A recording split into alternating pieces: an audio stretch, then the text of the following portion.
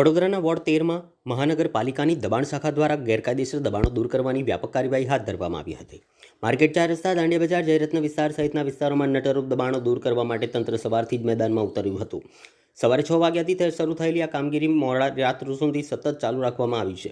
દબાણ શાખાની ટીમ સાથે સંબંધિત વોર્ડના વહીવટી અધિકારીઓ પણ સ્થળ પર હાજર રહી કાર્યવાહીનું માર્ગદર્શન આપી રહ્યા છે. અભિયાન દરમિયાન અત્યાર સુધીમાં ગેરકાયદેસર દબાણ હેઠળનો અંદાજિત 1 ટ્રક ભરાય તેટલો સામાન અને 1 ટેમ્પો જપ્ત કરવામાં આવ્યો.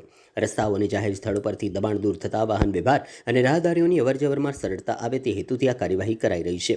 પાલિકાના અધિકારીઓએ જણાવ્યું હતું કે જાહેર માર્ગો અને ફૂટપાથ પર ગેરકાયદેસર દબાણ કરનારાઓ સામે આવી કાર્યવાહી આગામી દિવસોમાં પણ ચાલુ રહેશે અને નિયમોનું ઉલ્લંઘન કરનારાઓ સામે જરૂરી કાયદેસરની કાર્યવાહી કરવામાં આવશે.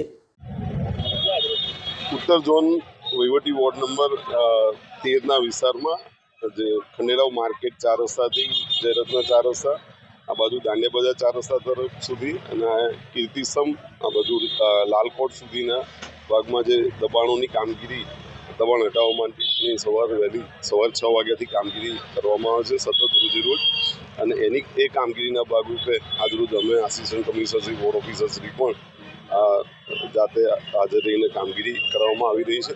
અને આ કામગીરીના ભાગરૂપે એક ટેમ્પો જમા કરવામાં આવ્યો છે, 1 ટ્રક જેટલો સામાન જમા કરવામાં આવ્યો છે. તદુપરાંત અમે ટ્રાફિક વિભાગને પણ અત્યારે એમના પીઆઈ શ્રી પણ આવ્યા છે અને અહીં કેવી રીતે હજુ વધુ સારી રીતે મેનેજ થઈ શકે, જે દબાણ કંટ્રોલમાં રહે.